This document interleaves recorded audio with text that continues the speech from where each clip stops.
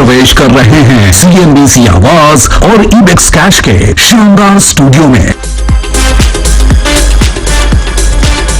नमस्कार, सीएनबीसी आवाज और इबेक्स कैश स्टूडियो में आप सभी का स्वागत है। मैं हूं सुमित और वीकली एक्सपायरी से एक दिन पहले भारतीय बाजारों के अंदर तो बायस थोड़ा सा नेगेटिव है। हालांकि इसे आप टोन मान सकते हैं, तो फ्लैट टू नेगेटिव साइड पे टोन मान के चलिए, क्योंकि मिड कैप इंडेक्स में करीब करीब 0.5% के आसपास की गिरावट देखने को मिल रही है। फ्रंट लाइन इंडेक्स में भी बहुत ज्यादा नहीं है। निफ्टी करीब करीब 0.5% नीचे 96 के नीचे कामकाज करता हुआ दिखाई पड़ रहा है। उसके अलावा सेंसेक्स में भी मोरलेस 0.5% के आसपास की गिरावट देखने को मिल रही है।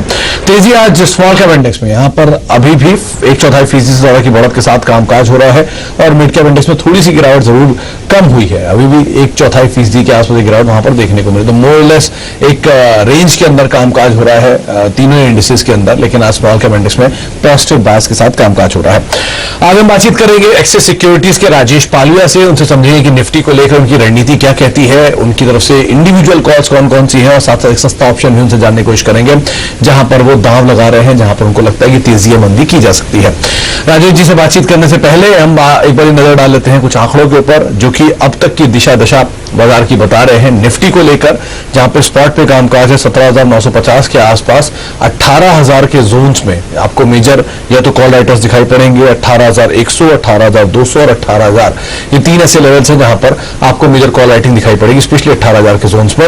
नीचे की तरफ 17,900, 17,800 बाजार ने एक नियर टर्म में बेस के तौर पर फिलहाल दिख रहा है, जहां पर मार्केट एटलीस्ट एक रिस्पाइट ले सकता है। तो अभी भी इंडिकेशन तो यही है कि 17,900 18,000 के बीच में ही कहीं बाजार घूमता हुआ दिखाई पड़ेगा।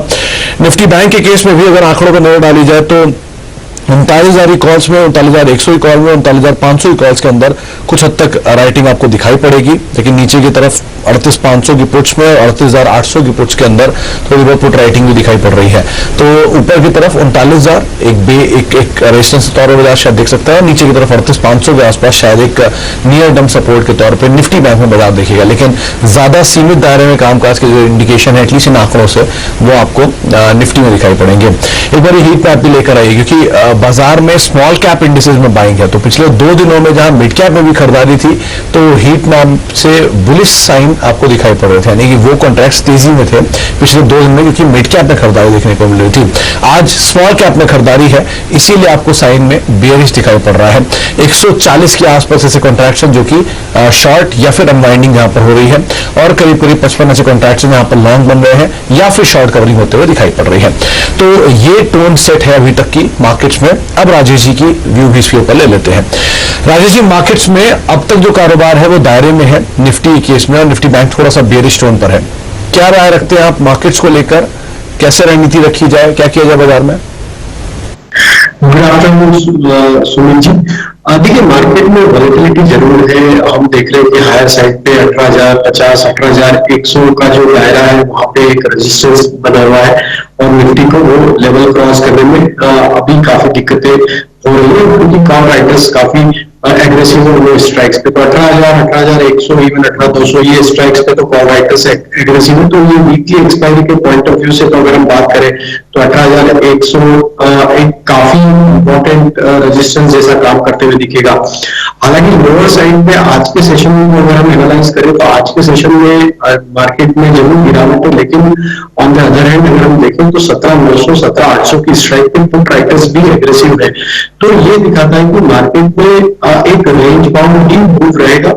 जो रेंज हमें लग रही है मार्केट की, वो यहाँ से लग रही है 17,850 से लेकर 18,050, ये एक रेंज रहेगी expiry point of view, weekly expiry point of view से।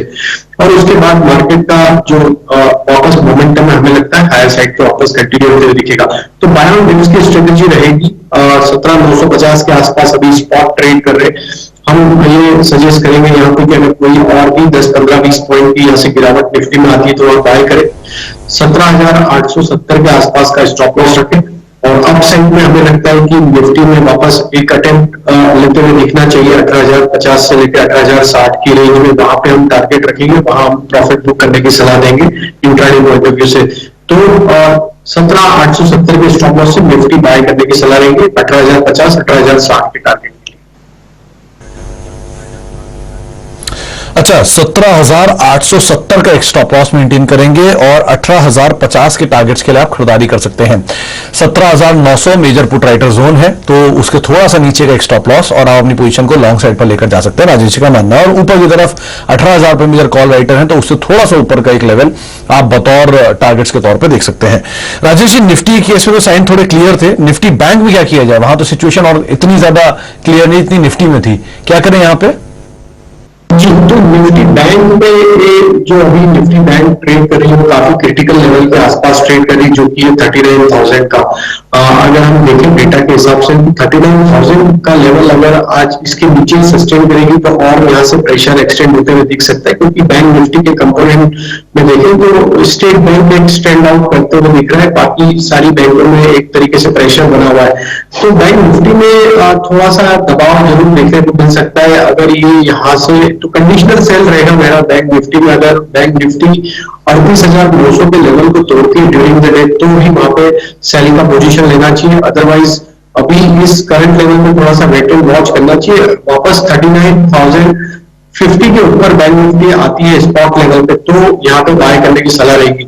सेल करना है 38,900 टूटने के बाद, फिर नीचे के टारगेट होंगे 38,650 तक के। उस समय हम स्टॉप लॉस सजेस्ट करेंगे। उस अगर वो ट्रिगर होता है लेवल, तो स्टॉप लॉस होंगे शॉर्ट करने के होंगे 39,100 के।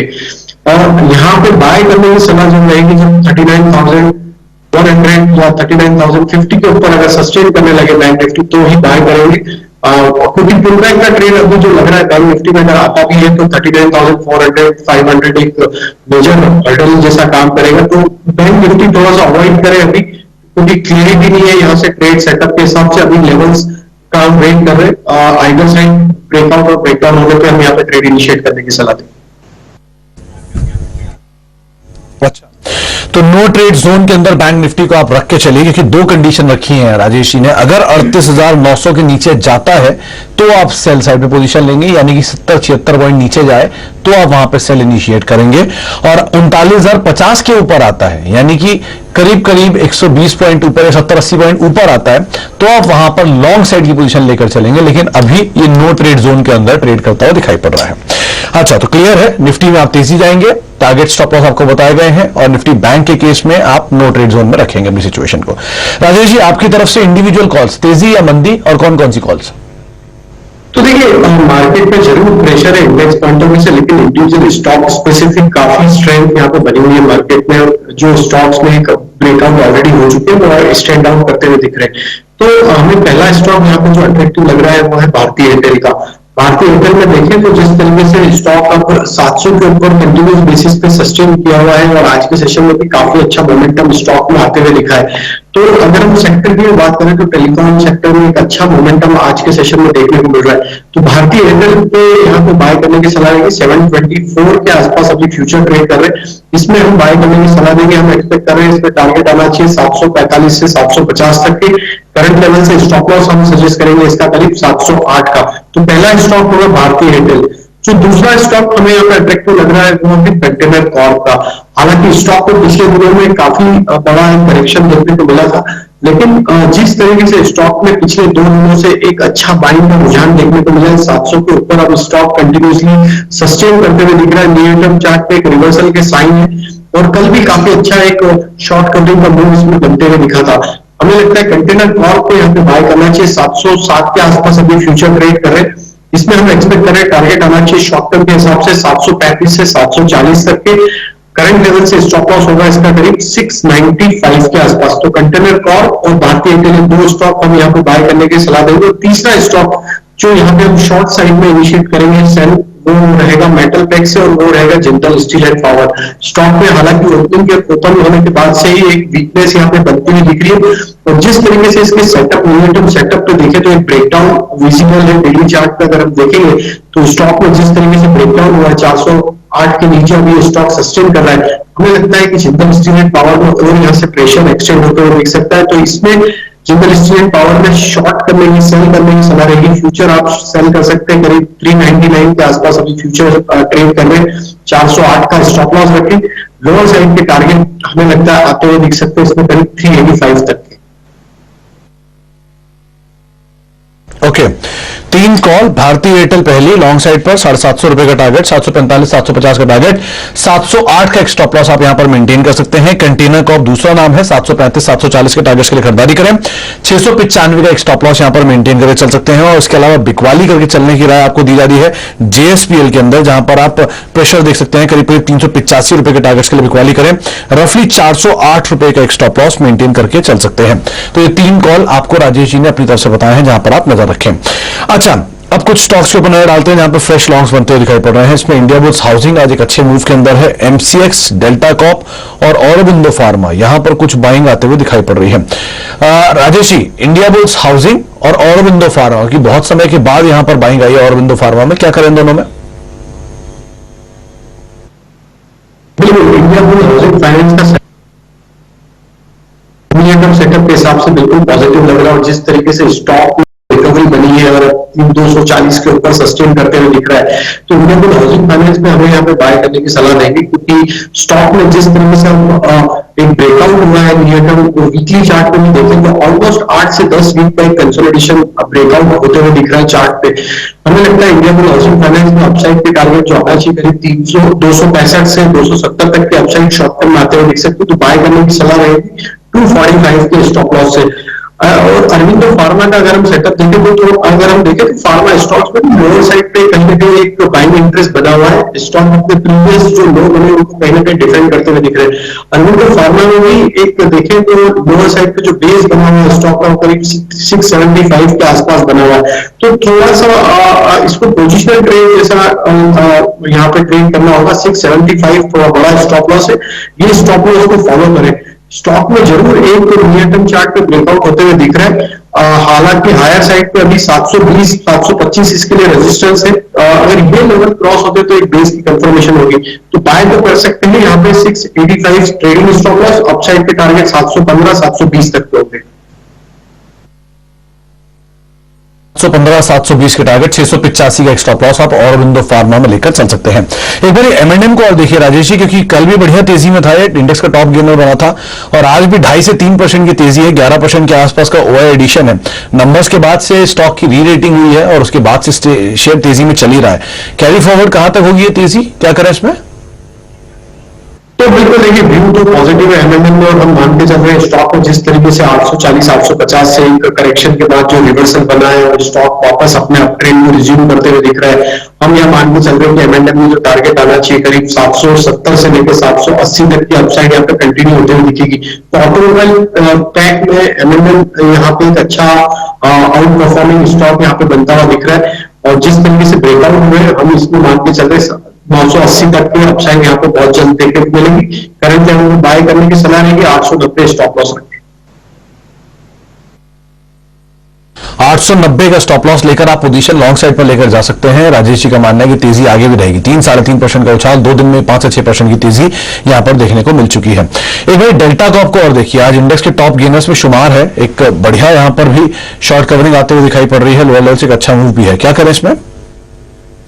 बहुत ही अच्छा स्ट्रक्चर बना है डेल्टा कॉर्प का। स्टॉक में अगर हम डेली सेटअप देखें तो एक छोटे टाइम फ्रेम को देखें तो राउंडिंग बॉटम फॉर्मेशन होकर स्टॉक अब ब्रेकआउट करते हुए दिख रहा है, प्रीवियस ट्रेड हाई को ये स्टॉक अब क्रॉस करते हुए दिख रहा है। तो जिस तरीके से स्टॉक में पिछले लास्ट वीक पे अच्छा माइंड मोमेंटम था और वीकली डेली सेटअप दोनों पॉजिटिव है, हम यहाँ इस पे पोजिशनल टारगेट जो एक्सपेक्ट करें वो करीब आना चाहिए 330 340 तक के। तो यहाँ पे बाय करने की सलाह है, 293 के स्टॉप लॉस से बाय करें डेल्टा कॉर्प, 330 340 पोजिशनल टारगेट हमें लगता है इसमें आते हुए इसी सीरीज में देखने को मिल सकते हैं। 330 340 के टारगेट इसी सीरीज के अंदर आते हुए दिखाई पड़ सकते हैं। पोजिशनल तौर पर राजेश जी खरीदारी की राय दे रहे हैं, 4-4.25% की तेजी के साथ ये स्टॉक फिलहाल कामकाज करता हुआ दिखाई पड़ रहा है। एक ब्रेक का वक्त है, ब्रेक के बाद लौटेंगे, राजेश जी बने हुए हमारे साथ, उनसे कुछ और स्टॉक्स पर चर्चा करेंगे और साथ ही साथ एक सस्ता ऑप्शन, आमतौर पर राजेश जी के सस्ते ऑप्शन बढ़िया इंट्राडे टारगेट्स अचीव करते हैं। अभी देखते हैं कौन सा उनका सस्ता ऑप्शन है, छोटे से ब्रेक के बाद लौटते हैं, बातचीत करते हैं।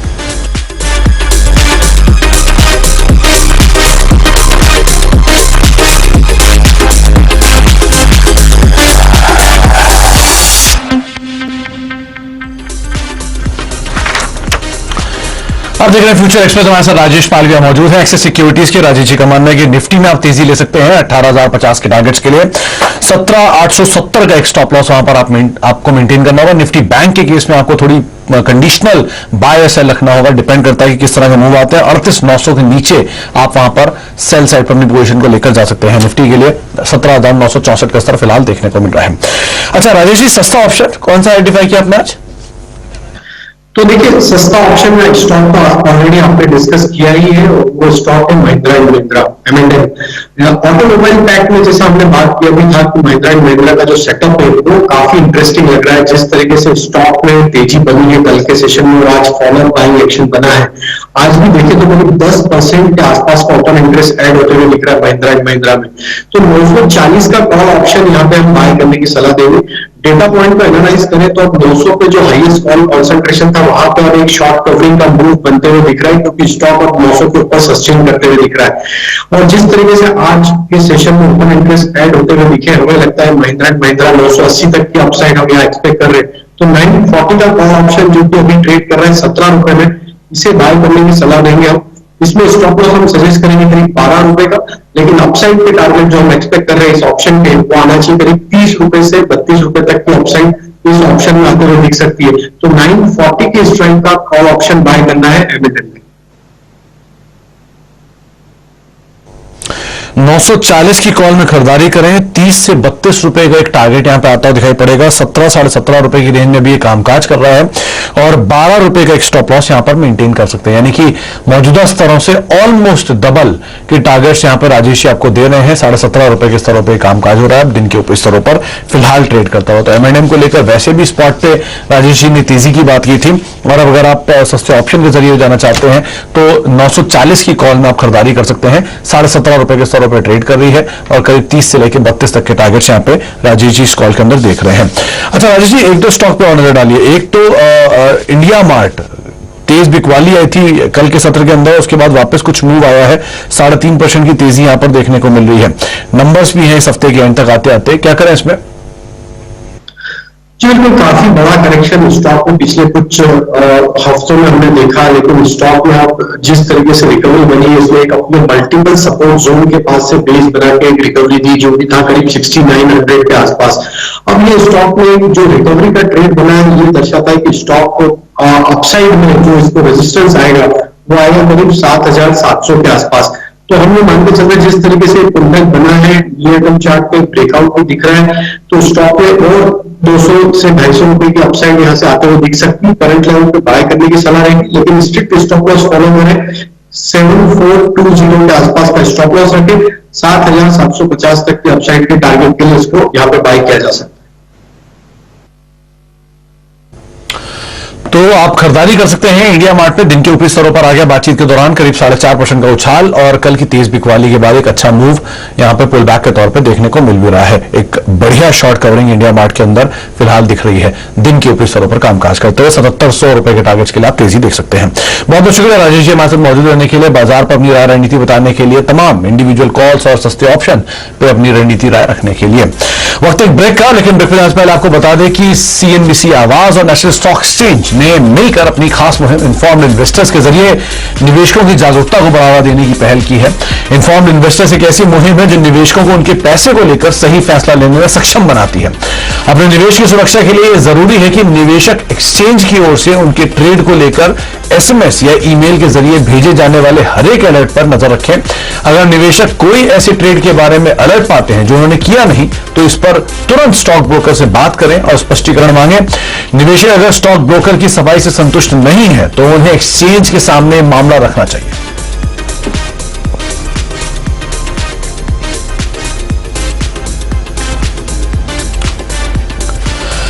तो एक ब्रेक का वक्त है और ब्रेक के उस पार आप मिलेंगे आशीष वरा से, जो कि सास बहू और सेंसेक्स लेकर आएंगे एक छोटे से ब्रेक के उस पार। नमस्कार।